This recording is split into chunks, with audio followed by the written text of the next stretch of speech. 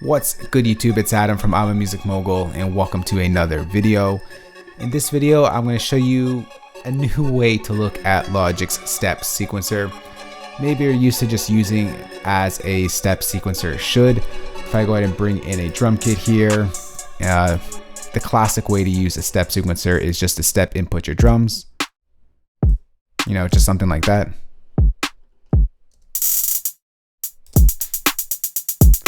Just a quick way to put in your drums. But what if we can use Logic's step sequencer to build out chords and melodies?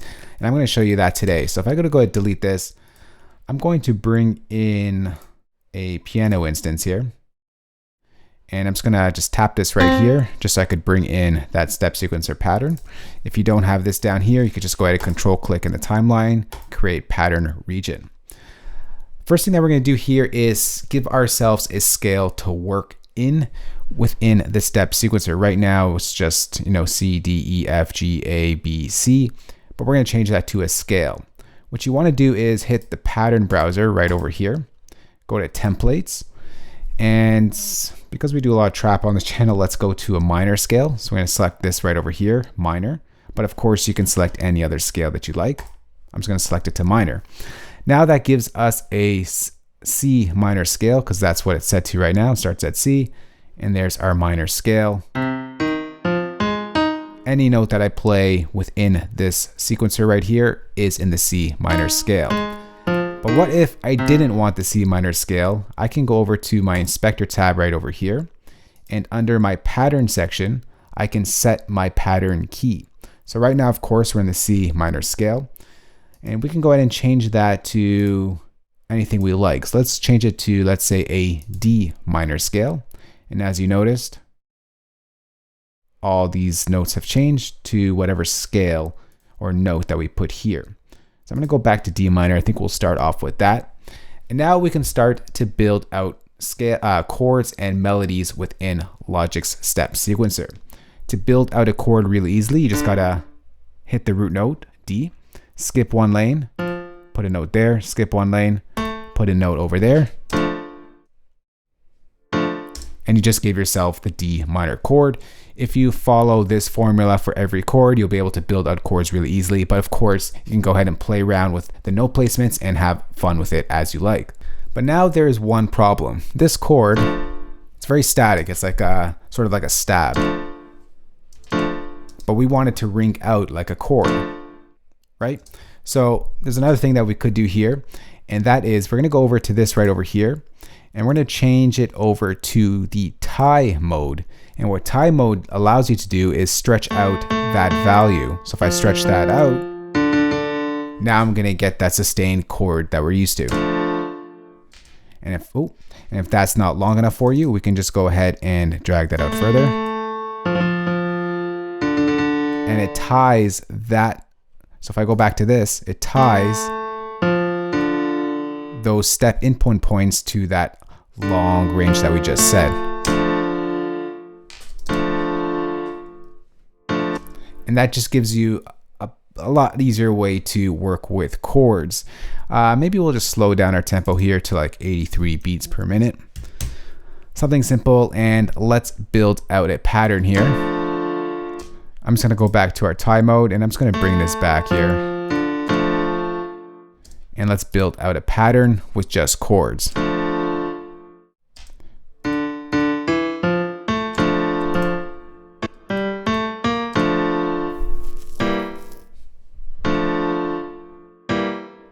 I'm going to go back to my tie mode. I'm going to stretch this out.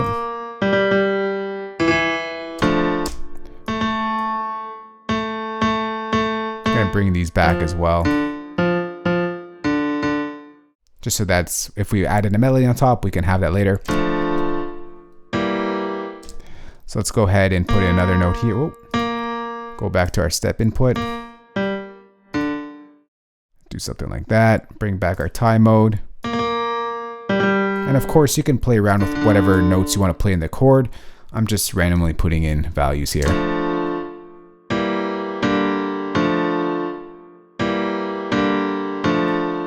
So now we build out chords within Logic Step Sequencer.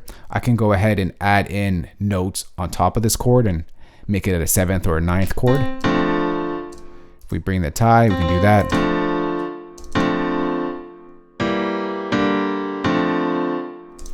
You can do whatever you like, right? So let's just bring that back here. All right, so now that we have our basic chord progression right over there, we can actually go ahead, use this template and build out a melody on top of it as well. So we can just go ahead and just put that note back in there.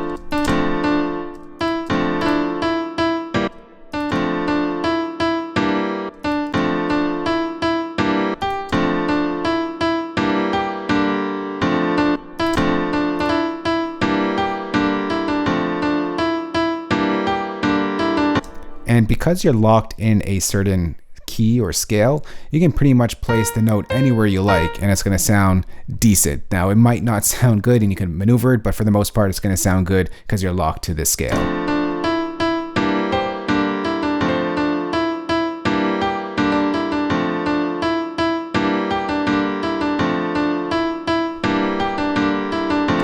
All right, so that's that right there. Let's say we can take this melody a little bit further. You can go ahead and change this to a note repeat. Now, note repeat is not only for your hi-hats or drums, we can actually use it in our melody as well. So let's say we stutter this first part here. And we'll stutter this part over here.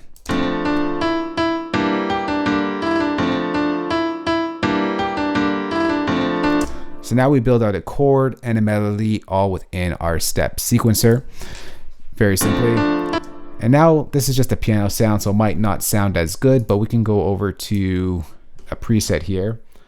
Let's see what we got. Let's bring in, let's see what this lead sounds like here.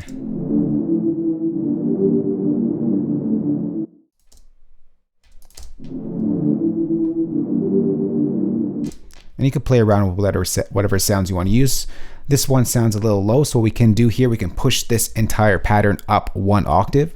If we go to functions, we can go to transpose up plus 1 octave. And that's going to transpose everything up 1 octave.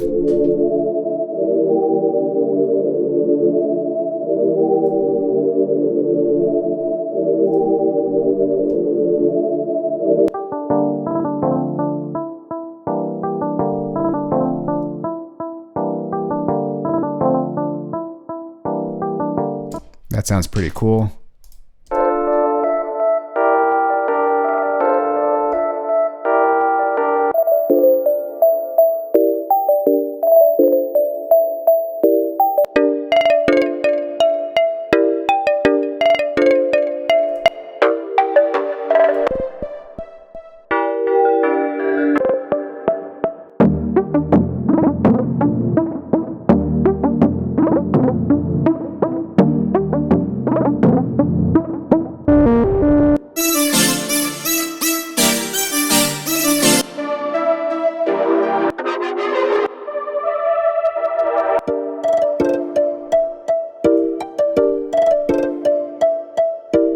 Anyways, you get the idea. I was just filtering through some presets there out of my own curiosity, but that is how you build out chords and melodies using Logic Step Sequencer. Not only can it be used for drums, but as you see right here, you can build out chords really, really easily. With that tie feature, it's definitely important to have that note ring out as you would expect with a chord. But just want to give you some ideas here to maybe build out new musical ideas using the step sequencer. Once you're done with that and you don't want to work in a pattern sort of like this and you want to work into the piano roll, you can quickly convert this pattern to a piano or MIDI pattern. All you got to do is control click this region right over here and go to convert to MIDI region. And just like that, that will convert that to a MIDI pattern that you can go ahead and edit further as you like and do whatever you like to it. So that is how you work and generate chords and melodies into Logic Step Sequencer. I've been trying it out myself and been playing around with it, so I figured, you know what, let me share with you guys, and maybe you can use this into your future productions. Maybe it'll spark some new ideas for you. So that's it for today's video. Hopefully you guys enjoyed that. If you do have any questions on this or just want to chat, we can go ahead and take this conversation down below. If you do have any other questions on Logic Step Sequencer, happy to talk about it more down below. But with that said, guys, hopefully you enjoyed this video. If you did like it, remember thumbs up and share it. And of course, hit that subscribe button for more good videos like this one. I'll talk to y'all soon. Later.